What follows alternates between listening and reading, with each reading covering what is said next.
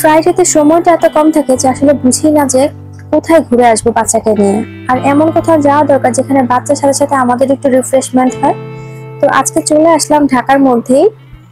অনেকেই হয়তো জায়গাটা দেখে চিনে ফেলছেন, আবার অনেকে হয়তো এখনো আসেন না এখানে।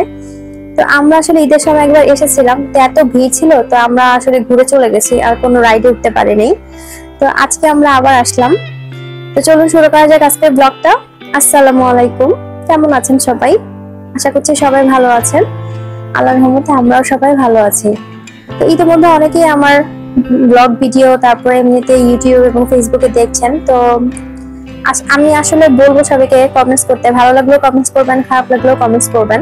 আপনাদের যদি কোনো ভিডিও দেখে মনে হয় যে হ্যাঁ এটাতে আপনাদের উপকার হয়েছে, সেটাও অবশ্যই আমাকে জানাবেন। তাদের কি হয় আসলে ইন্সপিরেশন পাওয়া যায়। তো যাই হোক, আমরা চলে আসলাম এখানে। জায়গাটা আসলে একটা অ্যামিউজমেন্ট পার্কের যেমন হওয়া দরকার, ইন্টারেস্টটা ঠিক সেরকমই ছিল। আর এত বেশি কালারফুল ছিল যে আপনি যেখানেই মানে ছবি তুলেন না কেন, খুবই সুন্দর আসছিল ছবিগুলো। এই যে তারা তো আসলে এখানে বসে পড়ছে ছবি তোলার জন্য, আমিও একটু ভিডিও করে নিলাম। তারপর আমরা আস্তে আস্তে একটু ভিতরের দিকে ঢুকতেছিলাম। তো এই যে উপরে দেখলাম যেরকম আসলে এই জিনিসগুলো না মানে আর্টিফিশিয়াল হলেও, মানে এখানে আর্টিফিশিয়াল গাছের সাথে আর্টিফিশিয়াল ইসের সাথে কি বলে এগুলাকে, যাই হোক এগুলোর সাথে আপনার যে গাছগুলো থাকে, যে রিয়েল যে গাছ, সেটার সাথে একদম মিক্স হয়ে একদম প্রকৃতির সাথে মিশে গেছে। মানে গ্রিন গ্রিন একটা ভাইব আছে, তারপর কালারফুল ভাইব আছে। তো সবকিছু মিলেই জায়গাটা বেশ সুন্দর ছিল। আর সবচেয়ে বড় কথা হচ্ছে যে আপনি যদি ঢাকার আশেপাশেই থাকেন বা ঢাকার কাছাকাছি থাকেন বা ঢাকাতে থাকেন, আপনি বেশি সময় লাগবে না আপনার, আপনি অল্প সময়ের মধ্যে এই পার্কটা ঘুরে আসতে পারবেন।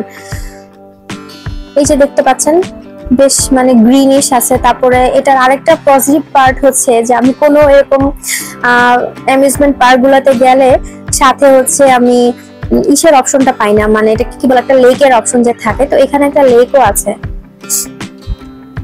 আমরা আসলে একটু তাড়াতাড়ি চলে গেছি, তো ওই সময়টা দেখা যায় এত ভিড় ছিল না, মানুষও কম ছিল, তো আমরা খুব ফ্রিলি সবগুলো রাইডে উঠতে পারছিলাম। এই যে আমি আর আমার ছেলে চলে আসলাম। আমরাও এই ঘোড়াগুলাতে যখন ছোটবেলায় উঠতাম আমাদের খুব মজা লাগতো। তারপর আমি এই যে সুইং এ উঠে গেছি, আর আমার ছেলে তখন কান্না শুরু করে দিচ্ছে যে আমি ওকে রেখে কেন উঠছি। আর সে ছোটদেরটাই উঠবে না, সে বড়দেরটাই বসবে, কিন্তু আমি তো আসলে মানুষও ছিল না, তাই আমি ওকে আর উঠাইনি। তারপর এখানে একটা রেস্টুরেন্ট আছে, এই রেস্টুরেন্টটাতে বসে আপনি খাবারও খেতে পারবেন, সাথে এই যে ভিউটা দেখতে পাচ্ছেন এই ভিউটা এনজয় করতে পারবেন। খুবই সুন্দর। আর সবচেয়ে বড় কথা কি জানেন, সেদিন আমরা যে গিয়েছিলাম ওই দিনের ওয়েদারটা একদম পারফেক্ট ছিল, না রোদ না বৃষ্টি, মেঘলা মেঘলা আকাশ। তো আমাদের আসলে খুব ভালো লাগছে,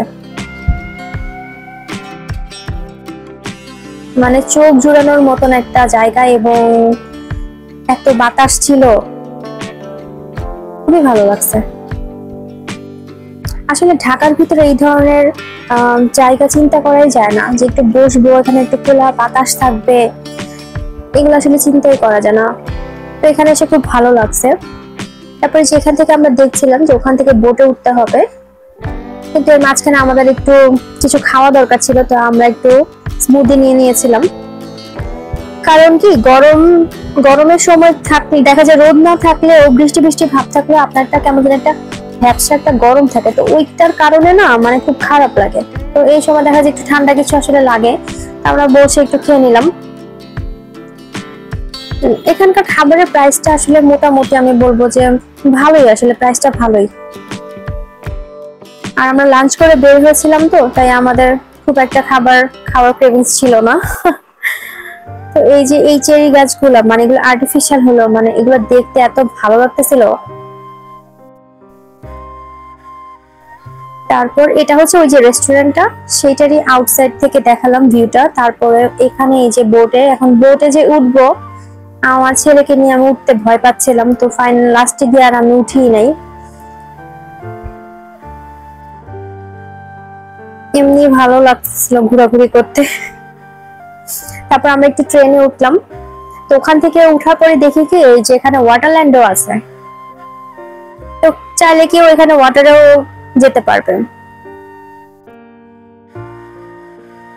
বাচ্চাদের সাথে একটু বাবা মাকে বাচ্চা হয়ে যেতে হয়, আর আমরা এগুলো আসলে খুব এনজয় করি। তারপর এখানে দেখলাম যে একটা বেশ ভালো একটা বড় একটা খাঁচার ভিতরে অনেক পাখি ছিল। পাখিগুলোকে দেখতে খুব সুন্দর লাগছিল।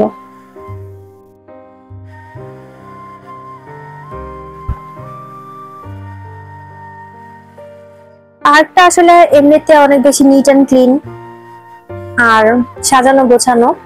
বেশ অনেকগুলা রাইড আছে, অল্প জায়গার মধ্যে অনেকগুলা রাইড আছে। এই যে ফাউন্টেনটা অন করে দিয়েছিল, আমরা যখন ঢুকছি তখন এটা অফ ছিল।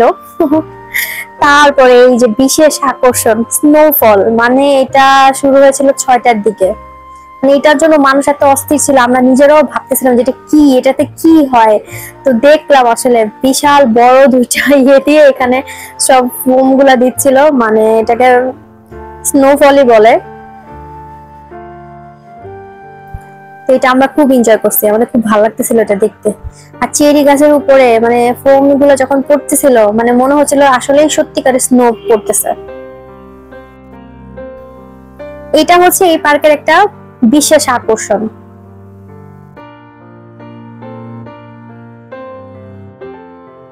যখন স্নোফল শুরু হবে তার আগে সব মানে অ্যানাউন্স করা হলো, অ্যানাউন্স করার পর তো সবাই এখানে চলে আসছে।